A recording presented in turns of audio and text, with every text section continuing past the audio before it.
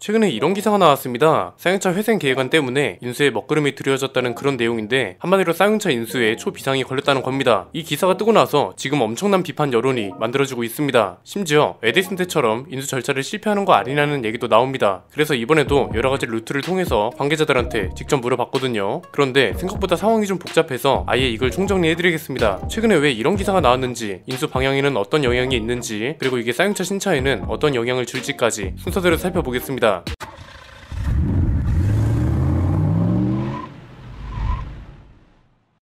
회생 계획안 먹구름이라는 기사가 나온 이유는 간단합니다. 우리가 계속 우려했던 게 터진 거죠. 회생 절차를 진행하는 단계에서 걸림돌이 될 수 있다고 한 건 뭐였나요? 채권단이 변제율 같은 조건에 동의를 하는지였죠. 에디슨 모터스도 변제율이 1.75%에 불과해서 채권단의 노조까지 반대했잖아요. 변제율은 뭔가요? 내가 돈을 당장 갚을 수 있는 비율이라 생각하면 된다고 했죠. 예를 들어서 채권단이 쌍용차한테 100만원을 빌려줬으면 쌍용차는 야야 일단은 17,500원만 갚고 나머지는 나중에 잘되면 주식으로 돌려줄게, 이런 입장이라는 거죠. 회생 계획안은 쌍용차 의견이 들어간 겁니다. 그래서 지금은 KG그룹하고는 크게 상관이 없고요. 결론적으로 이건 쌍용차가 판단을 잘 해야 한다는 건데, 이번 회생 계획안에 적힌 변제율은 6% 수준으로 알려졌습니다. 이건 어떻게 계산된 거냐면 KG그룹이 인수금으로 3,355억을 내고 쌍용차를 인수하는 거잖아요. 이후에 추가로 발행되는 5,645억이 있긴 한데 회생채권 상황에 활용되는 건 처음에 내는 3,000억입니다. 그러니까 쌍용차 입장에 이해가 안 되는 건 아니라는 겁니다. 에디슨 인수 절차 때도 인수대금 자체는 3,000억으로 비슷했으니까 변제율을 드라마틱하게 올릴 수는 없었을 겁니다. 그런데 그럼에도 그때보다 3배 정도 채권율이 높은 이유는 뭔가요? 에디슨은 자금을 조달할 수 있습니다, 이거였고 KG그룹은 자금을 확보했습니다, 이거니까 그렇죠. 이후에 활용할 수 있는 돈이 확실한 거잖아요. 그래서 변제율을 더 높게 잡을 수 있었던 겁니다. 그런데 한 가지 의문인 게 있죠. 어쨌든 최종적으로 KG그룹은 1조 가까운 돈을 준다고 하잖아요. 에디슨보다 3배 이상 많은 건데 변제율은 왜 고작 6%밖에 제시하지 못한 거냐 이겁니다. 이건 쌍용차의 재무 상황을 봐야 합니다. 빚이 너무 많습니다. 그래서 산업은행 채권하고 조세 채권 같은 게 남아있거든요. 이걸 제때 갚지 못하니까 연체 이자가 계속 늘어난 거죠. 그래서 KG그룹 인수 대금이 에디슨 모터스보다 훨씬 많은데도 쌍용차가 제시할 수 있는 게 크지 않은 겁니다. 당연히 채권단은 반대할 수밖에 없죠. 상권의 채권단은 쌍용차 협력사로 구성됐거든요. 협력사 입장에선 그거죠. 고작 6%만 보장해준다고 약속하는 건데 우리가 뭘 믿고 이걸 동의하냐, 이런 겁니다. 3,355억이 6%면 200억 정도 되거든요. 출자 전환을 해서 주식을 받더라도 당장 받는 현금이 턱없이 부족하다는 게 상거래 채권단의 입장입니다. 그냥 쉽게 말하면 보장되지 않은 임금 약속을 받고 나중에 돈을 받을지 못 받을지도 모르는 상태에서 일을 해야 한다는 거죠. 일단 지금 언론을 통해 알려진 건, 만약에 상거래 채권단이 낮은 변제율 때문에 반대표를 던지면 쌍용차 회생에 또 빨간불이 켜진다는 거죠. 그래서 이걸 관계자들한테 물어봤거든요. 이걸 통해 알 수 있었던 사실, 그리고 이 내용을 듣고 예상되는 쌍용차에 생길 변화는 크게 3가지로 정리할 수 있습니다. 첫 번째는 아직 변제율 6%는 확정된 게 아니라는 거고요. 만약 채권단이 반대를 해도 법원이 강제 인가를 할 가능성도 있다는 겁니다. 관계인 집회 예정일이 28일입니다. 그래서 이때까지 채권단하고 조율을 해서 합의점을 도출해내면 되는 겁니다. 그런데 만약 채권단이 끝까지 반대를 해도 법원이 쌍용차의 회생 계획안을 강제 인가할 수도 있다고 합니다. 이게 에디슨 때는 불가능한 이야기였습니다. 그런데 KG그룹은 가능성이 아예 없지는 않죠. 왜냐면 에디슨하고는 다르게 이미 확보된 자금이 있고 자금의 규모 자체도 다릅니다. 회생할 수 있는 기회, 그리고 이 기회에 쓸 수 있는 카드가 충분하다는 거죠. 강제인가 제도라는 게 실제로 있습니다. 제도의 목적은 간단합니다. 사회 경제적인 측면에서 더 효율적인 방향으로 가기 위한 거고 일부 부당한 요구도 방지하기 위한 겁니다. 그러니까 만약에 회생 변제율을 높이는 것보다 쌍용차를 살리는 게 더 낫다고 판단하면 법원이 강제 인가를 할 수도 있다는 거죠. 실제로 이 사례가 쌍용차한테도 있습니다. 2009년에 쌍용차의 회생 계획안을 법원이 강제 인가한 적이 있습니다. 이때도 여러가지 이유가 있었는데 회사를 계속 존속시키는 거지 청산하는 경우보다 이해관계인들에게 유리한 점, 이런 게 쓰여 있었습니다. 그리고 쌍용차의 최근 영업 상황이 호전을 보이고 있고 회생 절차 폐지 시 대규모 실업자 양성, 협력업체 연쇄 부도, 지역경제 상황 위축, 주주들의 피해라는 사회적 불이익이 발생할 수 있다, 이렇게도 판단했습니다. 이게 지금 상황이랑도 연결되죠. 최근에 토레스가 대박이 나면서 대리점 분위기도 굉장히 많이 달라졌다고 합니다. 대리점마다 토레스가 200대 정도 계약됐고 거의 무수 이후로 이런 인기는 처음이라고 하더라고요. 그렇기 때문에 법원이 강제인가 가능성이 없는 게 아니라는 겁니다. 여러가지 변수가 있을 예정이라는 소리인데 그렇다고 강제인가를 원하는 것 같지는 않습니다. 채권단하고 조율을 해서 좋게 흘러가는 게 당연히 좋죠. 왜냐면 이건 너무 당연한 게 지금은 노조부터 협력사까지 성공을 이어가려고 협조를 하고 있는 상황이고 실제 성과도 너무 좋은 상황이잖아요.